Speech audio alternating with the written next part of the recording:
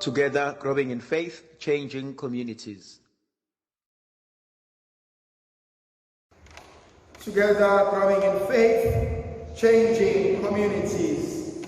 My dear brothers and sisters, today I would like us to reflect on two readings. The first reading from Samuel, first book of Samuel, chapter 26, from verse 2 to verse 23. And the Gospel of Luke chapter 6, verse 27 to verse 38. Now, if you know the story of David and Saul, this will make perfect sense. And so allow me to briefly bring your memory for this story of David. You remember that the people had gone to Samuel and asked for a king. They went to Samuel and said, "Go and tell Yahweh that we want our own king. We no longer want to be on our own." And Samuel was not happy with that. Then he went to Yahweh, and God says to Samuel, "It is not you that they reject, but rather it is me as their Lord and God." And God says to them, what they ask is not good for their own lives. For these men will destroy their families, will steal from them, and the list goes on. But eventually God says to them, "I will give them what they want." And he gives them Saul. But years later, God rejects Saul, says, "I do not want this man." And he raises up David as the beloved of God. And David is anointed as a king. So now you have two kings, one who sits on the throne as Saul, the one who continues to stay in his father's house as David. And so Saul knows that David has a potential of becoming a great king. And that does not sit well with Saul. And so he looks for every opportunity to kill him. The chapter that we heard this morning, chapter 26, it is when Saul was going after David in order to kill him.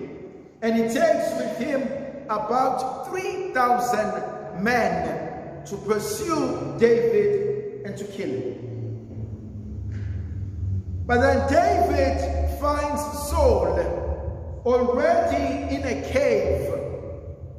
And so, as you know the cave, most likely it had one entrance, and Saul was right inside the cave, and he was asleep.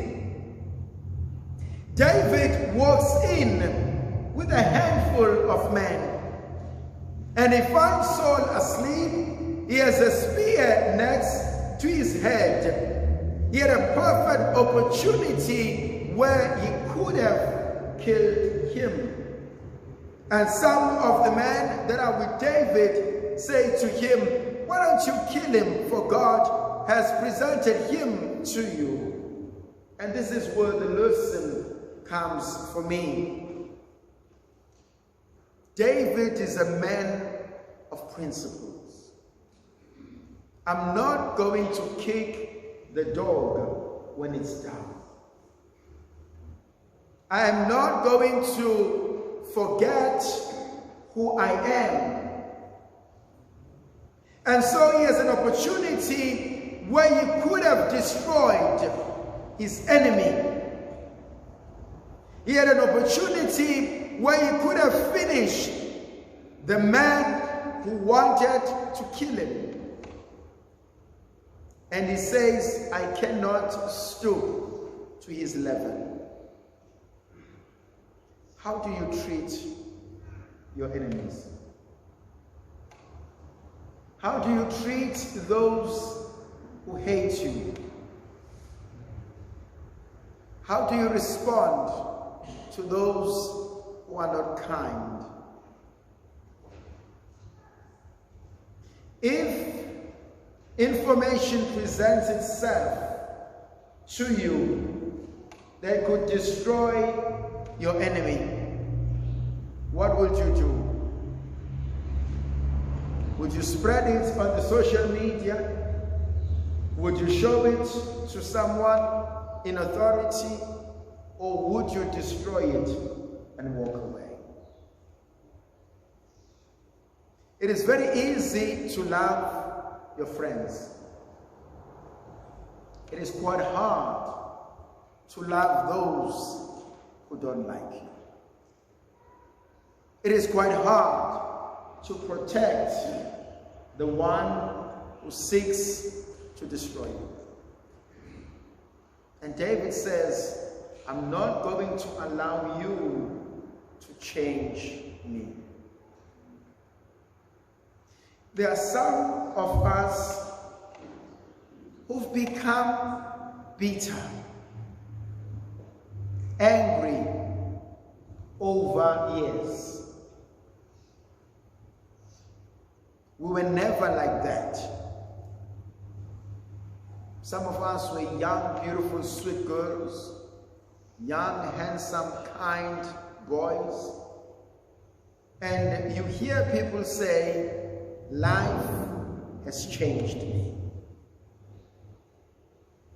You can find this in relationships. You married someone whom you loved, and you realized that you are now a monster you hated and feared the most.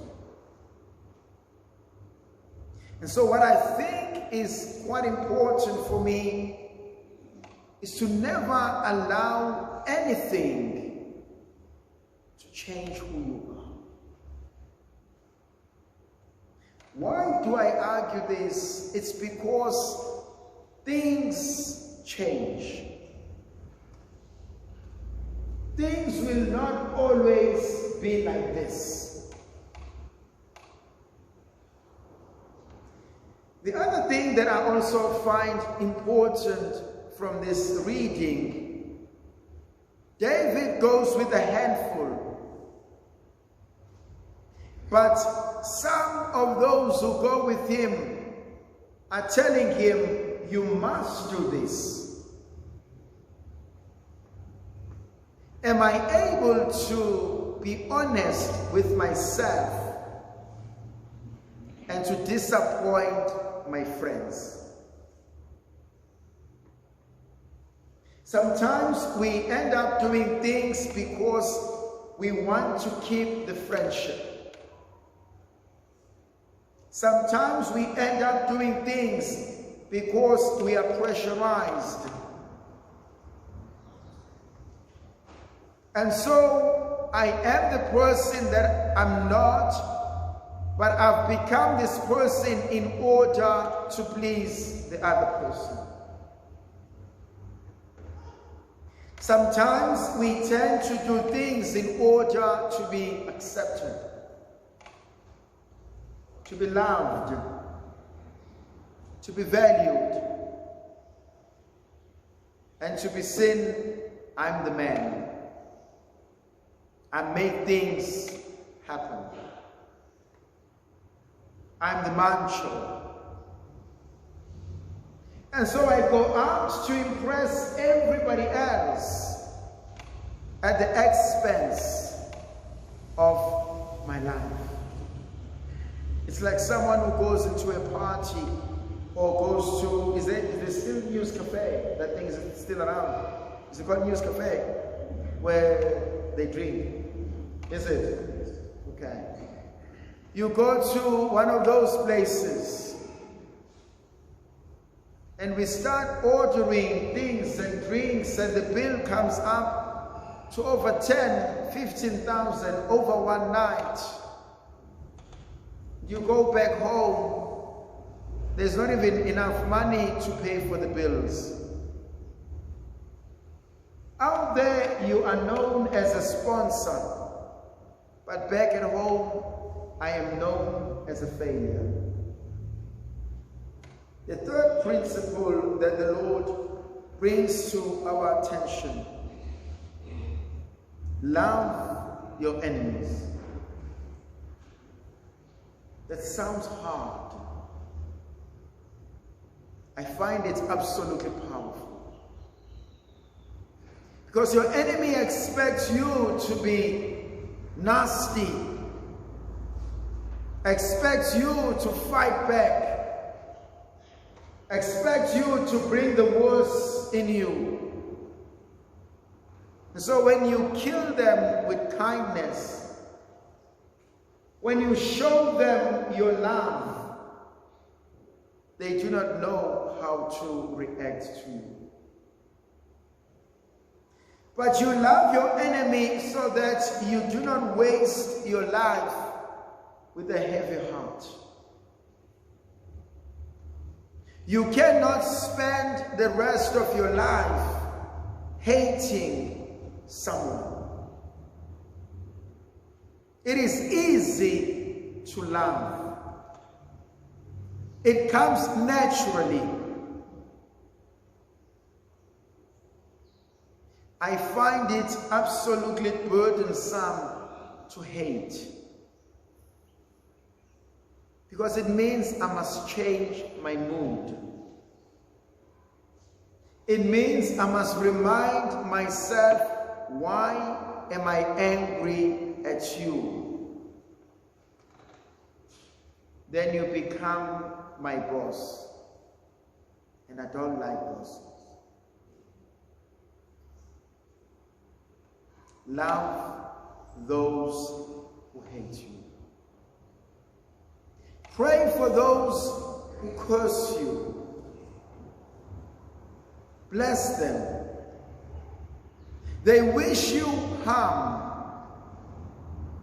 They don't want anything good for you, for your life, for your children. When a dog is barking, what do? Do you walk away, or do you go on your knees and also bark? We don't. So when somebody hates you, curses you, why do you want to be like that? The last point. There are people who will always find faults with you. There are people who will always say negative things. Sometimes the problem is not with you. They themselves are not at peace. But you do not know what battles they are fighting.